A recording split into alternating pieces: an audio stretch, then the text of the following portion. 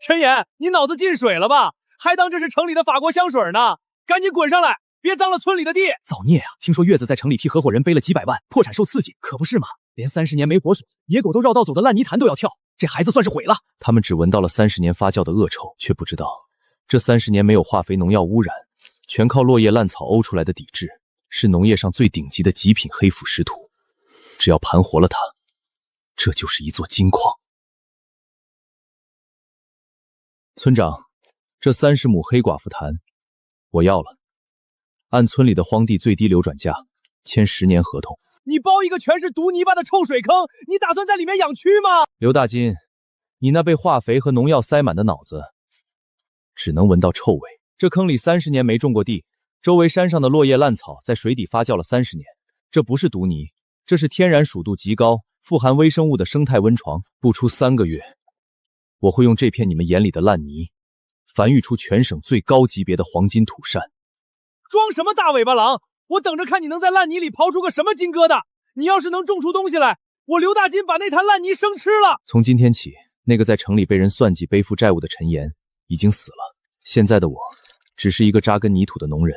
瑞士名表的底子还在，就靠他做破局的第一笔启动金了。小伙子，你这机芯受潮了，表面也磨损的厉害，成色太差，死当的话最多只能给你8000块。成交，只要现金。8000块的资金足够我撬动第一块盘子了。陈岩啊，2000块交了，这10年的荒地以后可就全砸你手里了。放心吧，村长，我会让这片死地重新活过来的。变现资产8000，扣除荒地承包费2000，还剩6000。第一步战略，引入活水、生物改良、泥沼重生计划正式开始。见识过商场的背叛与人性的阴暗，我比任何人都渴望这世上还能留有一片净土。我如今是个穷光蛋，但至少还能为这些孩子遮挡一点风雨。从备用金里抽出150，雇了张爷爷，用活水连通死水，这是抵制盘活的第一步。岩子，你花这么大力气，又是挖沟，又是沤这些臭烘烘的牛粪，你到底是想种啥名贵菜啊？张爷爷，这粪不是用来种菜的，是用来引酱的。大戏马上就要开场了。我花了200块钱买的这几斤高活性种苗只是引子，真正的大菌是大自然赋予的，独特的气味顺着水汽飘散，会吸引周围成千上万的野生土蚯蚓，疯狂地向这片温床聚集。我的老天爷！抵制改良完成，具备水产投放条件。张爷爷，您年轻时是10里8乡有名的黄鳝王，我要雇您帮我收鳝苗。月子啊，市面上都是人工繁育的牙签苗，长得慢还费饲料，你本钱不够的啊。我不买人工幼苗，那违背了我们短平快的生长周期。我要您去周边野河沟下地笼帮我收半大的野生青年鳝，记号笔那么粗的，利用这片极品泥潭育肥，秋天准时上市，肉质还能达到顶级的野生标准。高啊！下了塘就能直接抢食，一天给我开多少钱？我去收。第一步走稳了，这个完美的微型生态循环链已经悄无声息地运转起来，但这片土地上的利益争夺从未停止，真正的交锋才刚刚开始。月子，这天太热了，野黄鳝生命力再勇，也怕这桑拿天啊！水温一高，泥底下的氧气就不够，鳝苗们都不爱动弹了，这可怎么长肉啊？陈岩光靠几根管子引点活水顶什么用？大夏天的，没钱买增氧机，你的黄鳝迟早憋死。做农业没资本，就是纸上谈兵。刘总，机器有机器的效率，但自然有自然的法则。我的池子不需要工业机器。张爷爷，这就是天然的遮阳伞和制氧机，浮萍能挡住暴晒降温，根系吸收废弃物，光合作用还能持续释放氧气。月子，好消息是鳝苗长得飞快，坏消息是泥里的红蚯蚓繁育速度快跟不上它们抢食的速度了。月子，去镇上买点高蛋白的催肥颗粒料吧，大家伙都是这么喂的，长得快，成本也不高。王叔，一旦喂了化肥饲料，这满池子的生态就全毁了，肉质就会变散。我承诺过零化肥、零添加，就绝不破例。高啊！借老天爷的虫子喂咱们的鳝， 1分钱饲料不花，还能帮周围庄稼除害虫。增氧机全停了，快去找发电机！快去！鱼撑不过半小时。刘总，镇上变压器炸了，发电机都抢光了，泼水根本来不及。完了，这批货全完了，不能垮，这片池子死活不能垮，再这么下，天罡保不住，撑到撑不住为止。张爷爷，王叔，你们怎么来了？你去歇着，你帮大伙找活干，从不拖欠工资。今天咱们大伙帮你护这片池子。我没看错这些人。快把泄洪沟挖通，水往低处引。水往这边走，顺着我画的线挖，大伙再加把劲儿。这片泥潭是咱们一起的。张爷爷体型达标了，但常年在泥里钻，体表颜色偏暗，还带着一丝极其微弱的泥底土腥味儿。这野生的泥鳅黄鳝哪有没土腥味的？这改不了啊！要想冲顶端市场，这点瑕疵必须抹掉。大自然有天然的净化器，辣料草和紫苏在中医和传统水产里是极好的天然杀菌、去腥散寒植物。通过植物纤维和微量元素的摄入，能促使黄鳝排出体内最后的杂质。看看你们变了多少，这是真正的黄金极品。7天，真就脱了一层皮似的。月子，你咋知道的？闭环了，牛粪养蚯蚓，蚯蚓喂鳝，鳝的排泄物养浮萍，浮萍净水，一环扣一环，不用外力，自己转起来了。月子，这块大家都嫌弃的死地，真让你给盘活了。这满池子都是金疙瘩啊！是这片土地本就肥沃，只要我们懂得尊重它、善待它，它就会给出最好的回报。水质透亮，毫无异味。成了，肌肉紧实，活力足够，这才是能卖上价的样子。张爷爷，准备地笼和防水布，真正的考验明天才刚刚开始，我们要让外面的市场看看。什么才是真正的极品？好，明天咱把这池子里的金疙瘩一颗一颗亮出去。月子，开笼了！这劲儿真猛！极品，绝对超出预期。极品，绝对是极品，不仅大，而且闻不出一丁点烂泥的土腥味儿。陈岩，咱们成了！大自然从不吝啬它的馈赠，只要你懂得敬畏它。第一批品质远超预期，但要把好东西卖出好价钱，还有一场硬仗要打。哎呦，陈老板，听说你烂迷堂丰收了，我特意把镇上最大的赵老板请来给你捧捧场。赵老板、刘老板，欢迎来看货。这肉质，这品相，野生的，仿野生生态混养育肥，吃红蚯蚓长大，全程零化肥、零农药、抗生素。赵老板，您是行家，这批货您给什么价？赵老板，想好了再说。陈兄弟，现在市场上大棚饲养的黄鳝量太大了，价格都被打下来了。这样吧，看在刘总的面子上，2块钱一斤，你这1000斤我全包了。2块钱？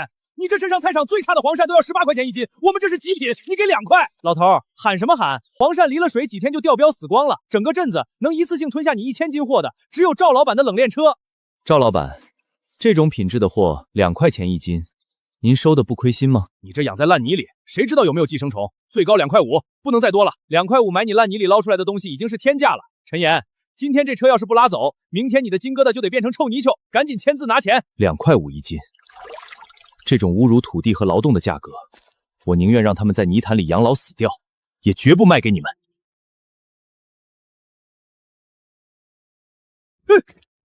你疯了！我的生态泥塘是活水活泥，它们回到泥里，待到明年春天都不会掉1两标。张爷爷，把剩下的全倒回去。哎，陈兄弟，有话好商量，10块、15，别倒啊！滚！行，陈岩你有种，只要我赵老板在镇上1天，你的黄鳝就1条也别想运出去。外部危机，本地劣质渠道商恶意价格垄断，应对策略：打破地域限制，寻找终端高端市场。行动方针：好东西要让真正懂它的人来定价，就这条，把好东西送到真正懂它的人面前。王叔，车租我大半天，给你100块租金，由我加满。月子，拿去开，你帮过我家，租金就算了。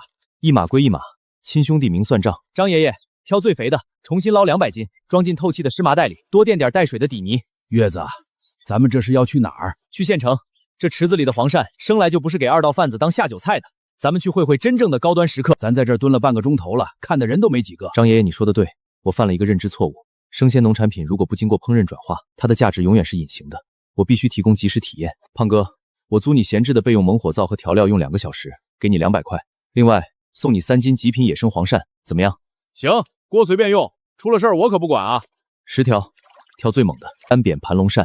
你这手艺绝了，这味儿太上头了。好家伙，这火苗子！今天不卖生鲜，只请大家免费试吃，随便尝。好吃的帮我喊一声，这肉太弹了，跟吃脆骨一样，一点土腥味和苦味都没有，还带着淡淡的蒜香。老板怎么卖？我买5斤。你这黄鳝能让我看看活物吗？可以。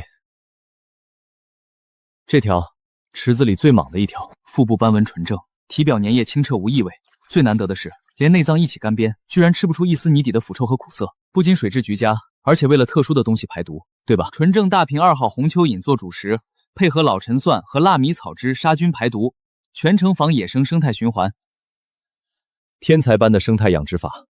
月子，这位老板是个识货的，正式认识一下，时尚江南高端连锁餐饮集团华南区采购总监林栋。时尚江南，那可是全省最高端的黑珍珠餐厅。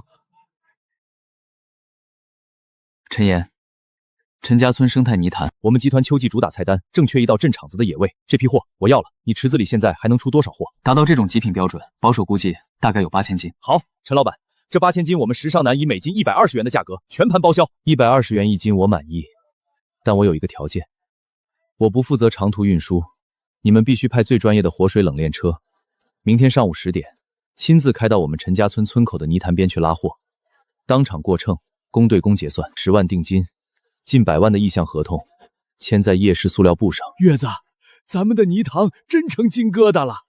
被嘲笑的屈辱，终于在今夜化为了刺戳黑暗的利刃。月子，你看今晚这月亮真圆。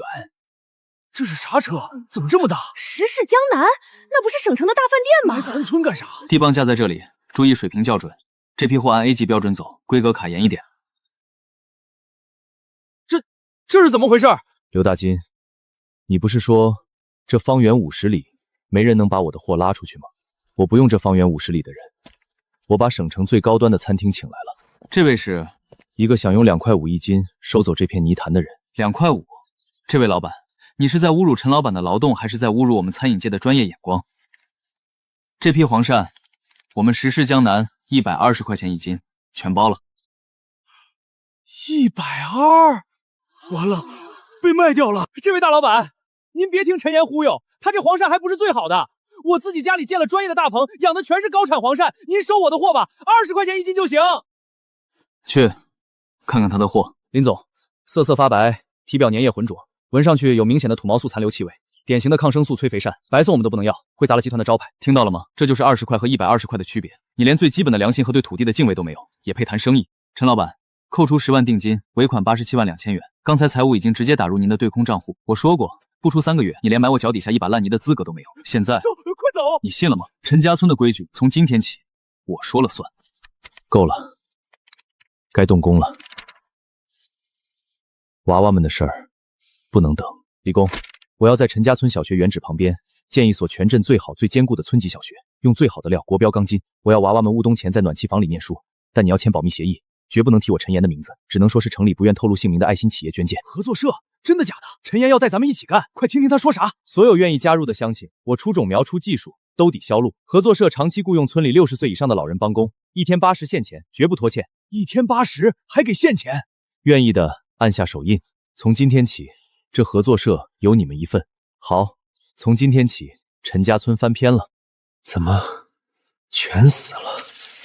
全完了，什么都没了。陈岩，是不是你半夜往我田里投药了？为什么你能丰收，我的田全毁了？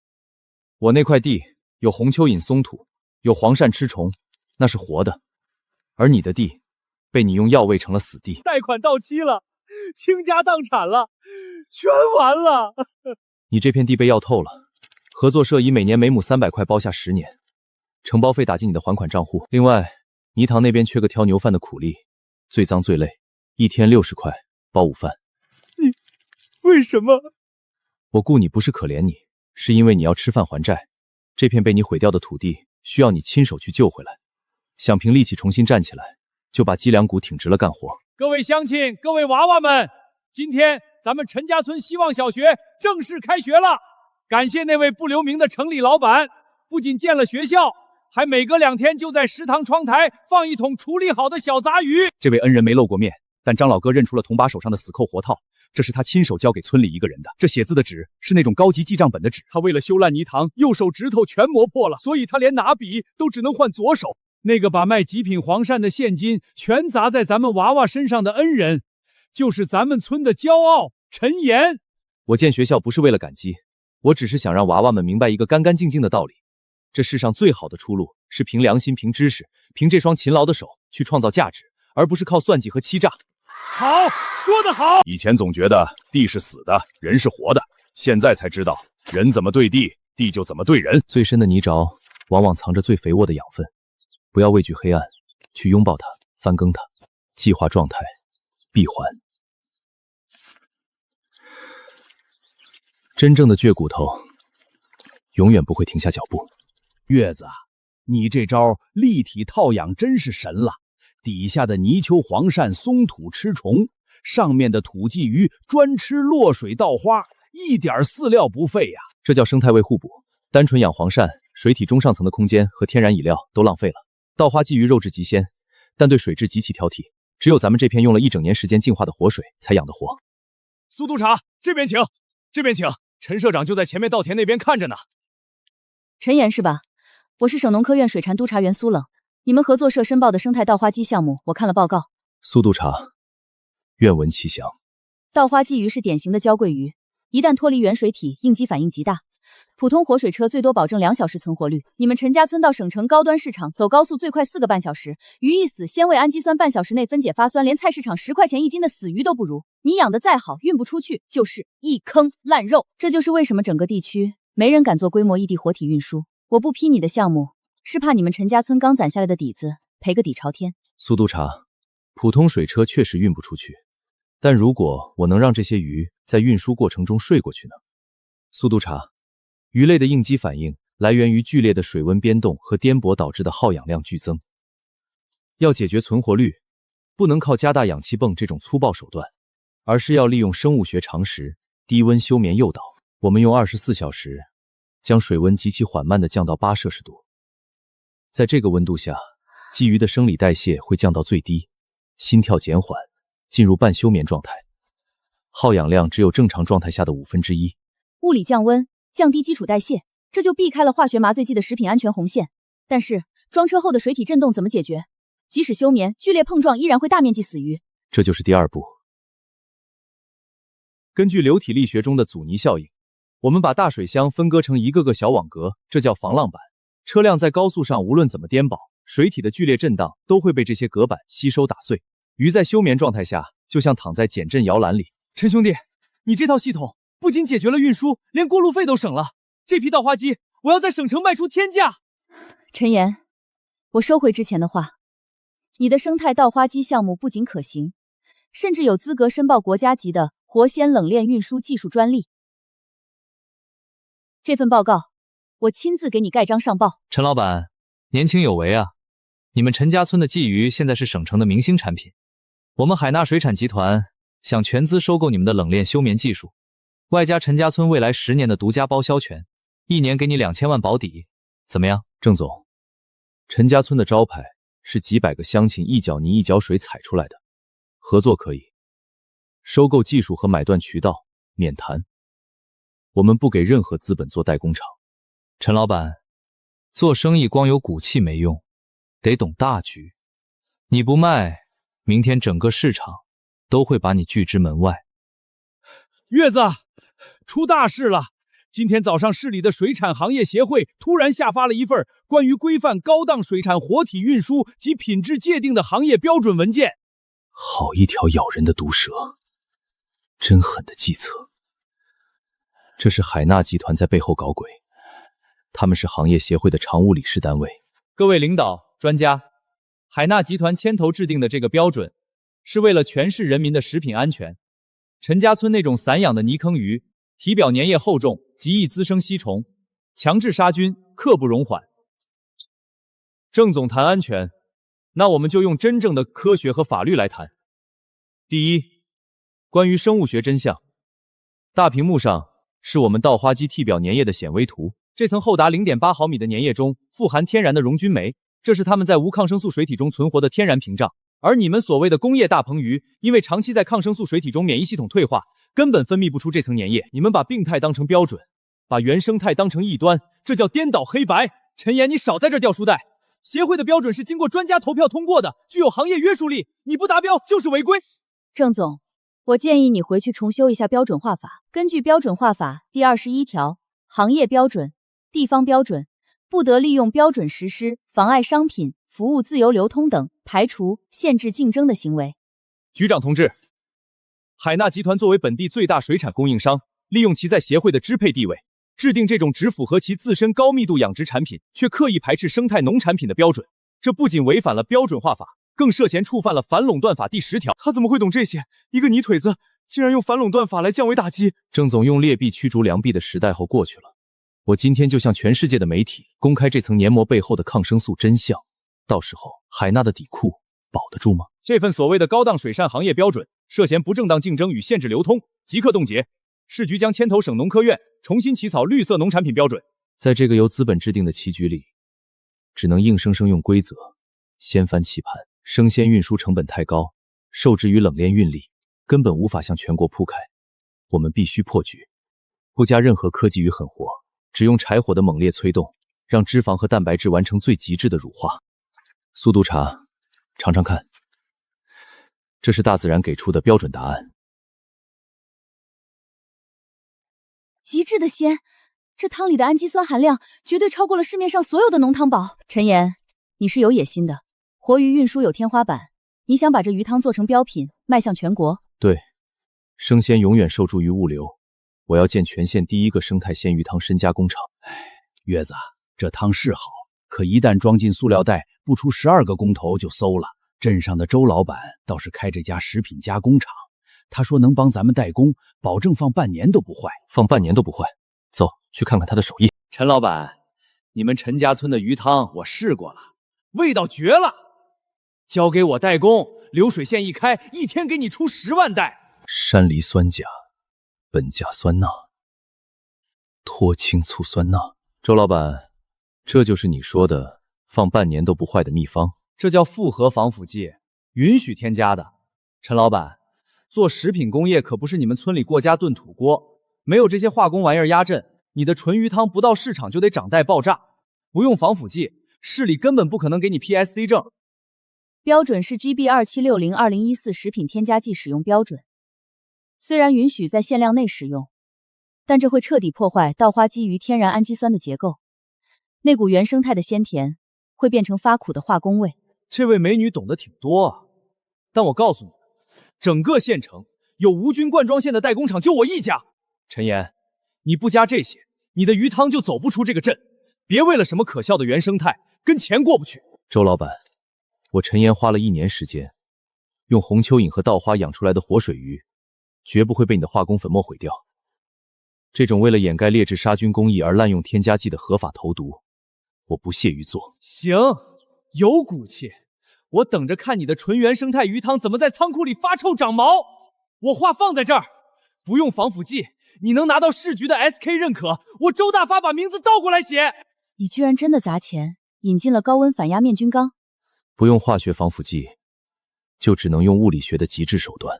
张爷爷，传统的煮沸只有100度，杀不死会产生毒素的肉毒杆菌芽孢，但根据热力学原理，在密封高压环境下，水的沸点会升高。我们要把这缸里的温度精准推升到121摄氏度。这是4层复合铝箔高温蒸补袋，能绝对阻隔氧气和光线。冲淡，抽真空，把最后一点氧气抽干，完成最彻底的物理抗氧化处理。进缸，高压蒸汽注入，保持121度恒温30分钟，达到国际标准的非欧值 4.0 以上。这30分钟里，包材内部的每一个致病菌和瘦斑都会在高温高压下被彻底物理撕裂。局长，这陈岩的配料表里连个脱氢醋酸钠都没有，这在常温下放了半个月，里面指不定全是黄曲霉素和腐败菌了。陈岩同志，你们的产品确实挑战了我们县以往的食品加工常态，我们的检验科在37度的恒温培养箱里，对你们的鱼汤进行了为期14天的极端破坏性保温测试。局长，真金不怕火炼，既然保温测试结束了，不如现场开袋盲测，是剧毒的腐败菌，还是原生成态的极鲜？一滴就能见分晓。完美的物理乳化，没有一丝絮状变质。周老板期待的恶臭落空了。实体渠道我封不住你，但在这片互联网的流量池里，规矩是我定的。12点一过，启动绞杀程序。我要他的店铺活不过3个小时。上架了，第1分钟2000单、5000单，陈岩，咱们爆了！爆得太快了，这陡峭的曲线根本不符合新店冷启动的正常逻辑。不对劲，转化率太高了，高的违背了正常的电商算法逻辑。而且，这5000单的收货地址，这5000单有80%的收货 IP 高度集中在隔壁省的几个廉价工业园区。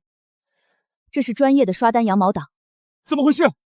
后台突然涌入海量的退款申请，理由全是什么添加剂、包装破损、仅退款，瞬协退款率飙升到了60%，平台的算法会判定我们的商品存在严重质量问题，触发风控阈值，店铺被打上高风险标签，被彻底关进了算法的小黑屋。好狠的连环计，用虚假繁荣拉爆转化率，再集中退款触发风控。郑威这是想用算法的刀兵不血刃地杀了我们。造孽呀！这都是咱们起早贪黑熬出来的好东西，他们连尝都没尝一口，怎么就说咱们是毒药啊？这运费一去一回，咱们一袋还要倒贴5块钱。月子，这网上的水太深了，他们这不明摆着欺负咱们老实人吗？要不，咱们还是别在网上卖了，去菜市场摆摊儿吧。退回烂泥坑里吗？张爷爷，各位乡亲，郑威就是想看我们知难而退，想让我们一辈子只能给他当最底层的供货商。算法是死的，但规矩是人定的。既然他们利用规则的漏洞，那我们就用法律把他们的手连根斩断。站长，所有退回来的件原封不动的锁进2号仓库，一个都不许拆。这是省农科院最新的区块链溯源标签，每一个标签内部都有一组独一无二的加密哈希值，不仅记录了这袋鱼从鱼苗到熬汤的所有生态数据，更重要的是，它具有动态 IP 抓取功能。郑威以为躲在屏幕后面，用几千个虚拟账号就能把我们玩死。他根本不知道，上一阶段我宣布建立的生态溯源数据库，从来都不是做样子的摆设。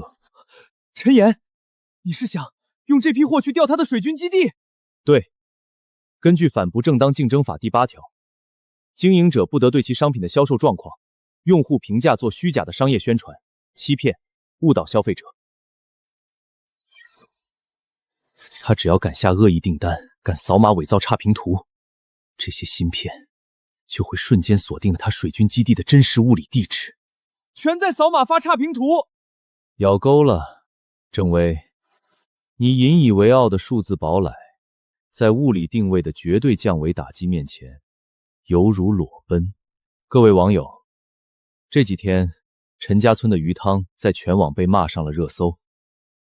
今天我不卖惨，也不辩解，我只放证据。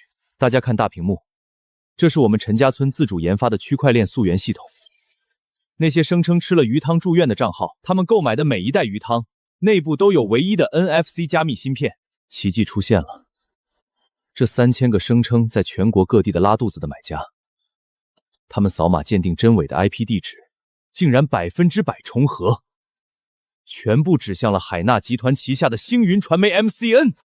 不可能，他怎么可能抓取到我物理 IP？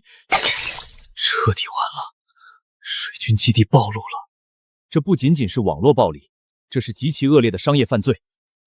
根据反不正当竞争法最新司显示，雇佣水军恶意刷单、编造评价、损害商誉的，涉嫌损害商业信誉罪。海纳集团的郑总，我知道你在看，你想用资本和算法把我们踩在烂泥里，但我告诉你，陈家村的骨头是硬的，所有证据已提交给省经侦大队，我们法庭见。郑威，我们是省经侦大队的，你涉嫌严重商业犯罪，立刻配合调查。资本的算法，最终还是被泥腿子的规矩掀翻了。月子，出大事了！这几天不知从哪儿顺着上游水塘冲下来一种大田螺，繁得太快了，一晚上就能啃秃一片秧苗。咱们的稻花鲫鱼苗太小，根本吃不了这玩意儿。这不是普通的田螺，这是福寿螺，世界100大恶性外来入侵物种之一。它们食量极大，繁殖力极其恐怖。一只雌螺一年能产卵几千粒，如果不赶紧控制，不出半个月，这300亩生态稻田就会绝收。那赶紧去镇上买农药啊！打百草雷，打沙罗胺，先把苗保住啊！绝对不行！一旦大面积喷洒沙罗胺这种高毒性农药，我们的土壤底质就全毁了。不仅水里的黄金鳝和稻花介会大面积死亡，我们好不容易拿到的国家地理标志和 SK 认证也会瞬间作废。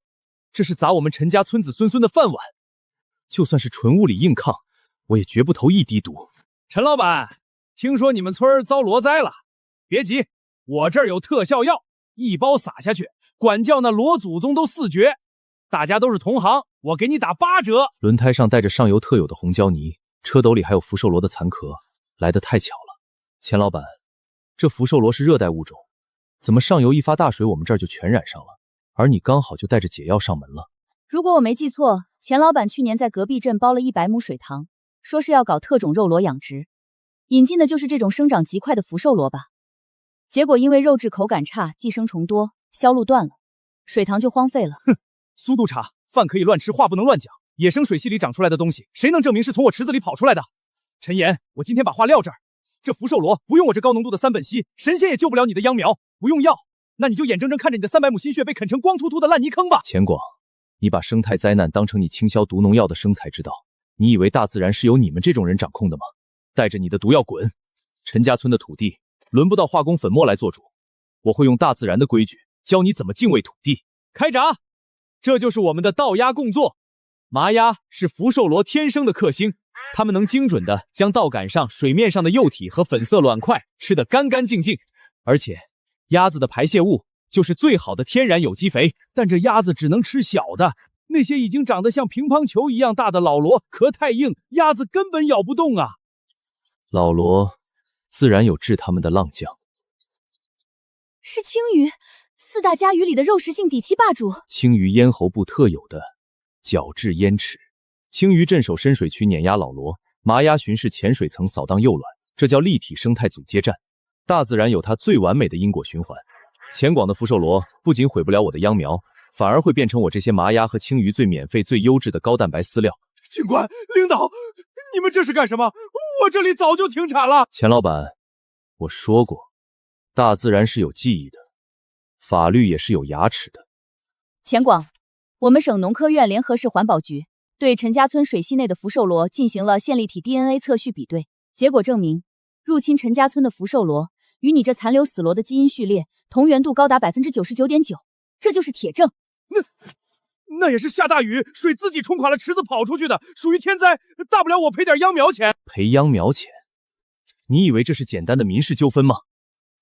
根据生物安全法，擅自释放丢弃外来物种的，责令限期补回，逾期不补回的，代为执行，费用由违法者承担，并处以罚款。这还只是行政处罚，因为你蓄意破坏防逃逸设施，造成上千亩农田面临绝收风险。